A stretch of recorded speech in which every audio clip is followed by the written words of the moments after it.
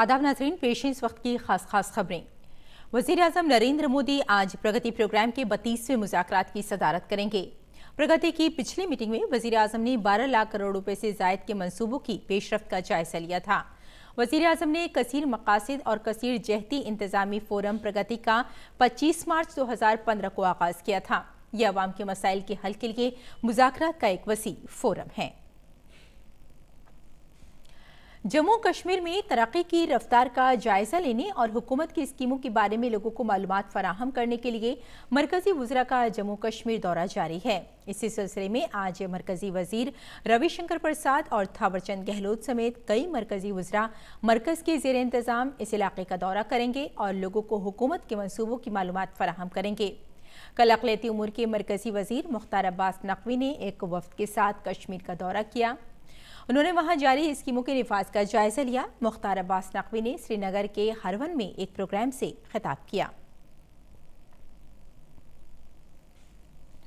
और दिल्ली असेंबली इंतखाबात के लिए पर्चा दाखिल करने की कल आखिरी तारीख थी। पर्चों की जांच आज की जाएगी और जुमे तक नाम वापस लिए जा सकते हैं। दिल्ली में तकरीबन 1 करोड़ 47 लाख वोटर्स हैं। असेंबली की 70 सीटों के लिए पोलिंग आइंदा माह की 8 तारीख को होगी और वोटों की गिनती 11 फरवरी को होगी।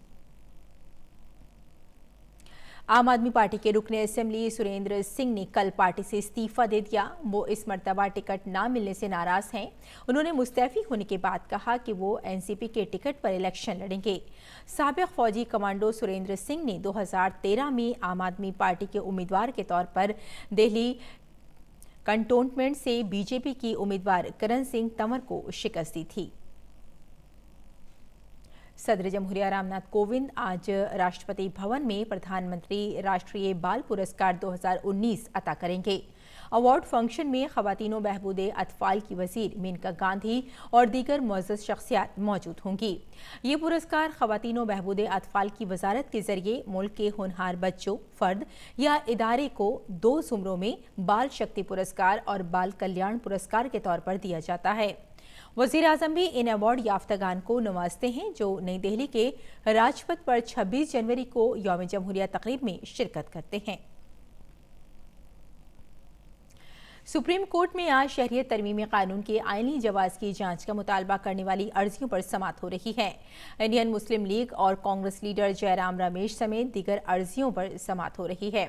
काबिल जिक्र है कि सदर जमहूरिया रामनाथ कोविंद ने शहरियत तरमीम बिल 2019 को 12 दिसंबर को मंजूरी दी थी, जो अब कानून बन चुका है।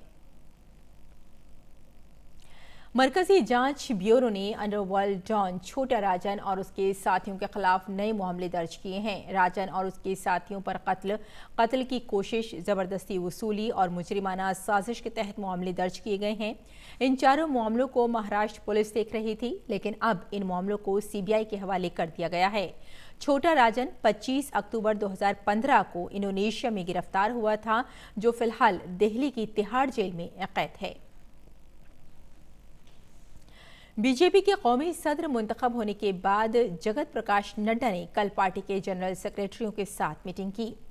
मीटिंग में शहरियत तरमीमी कानून की हिमायत में तंजीमी मुहिम का जायजा लिया। मीटिंग के एजेंडे में शहरियत तरमीमी कानून की हिमायत में अवामी राब्ते का मामला भी शामिल था। और बैनुल-अक़वामी खबरों में अमरीकी सदर डोनाल्ड ट्रंप के खिलाफ मुआवजे की कार्रवाई के तहत ऐवान बाला यानी सीनेट में समाअत जारी है। काबिल जिक्र है कि सदर ट्रंप पर यूक्रेन के मामले में अपने अख्तियारात का गलत इस्तेमाल करने और कांग्रेस को उनके किरदार की जांच करने से रोकने का इल्ज़ाम है, जबकि सदर ट्रंप इन इल्ज़ामात से इनकार करते हैं। चीन में कोरोना वायरस का कहर मुसलसल बढ़ता जा रहा है। इस वायरस की वजह से 6 अफराद की मौत हो गई है।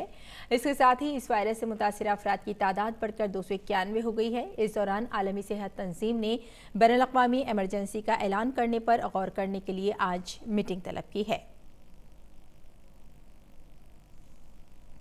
शहरी हवाबाजी की वजारत ने मुल्क के 7 एयरपोर्ट दिल्ली, मुंबई, कोलकाता, चेन्नई, बेंगलुरु, हैदराबाद और कोची को हिदायत दी है कि वो चीन से आने वाले मुसाफिरों की स्क्रीनिंग के इंतजाम करें। हुकूमत ने कहा है कि इन हवाई अड्डों के इमिग्रेशन इलाके से पहले थर्मल कैमरे लगाए जाएं और एयरपोर्ट स्टाफ को मुसाफिरों की मदद की हिदायत दें।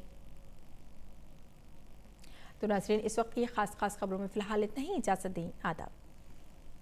है।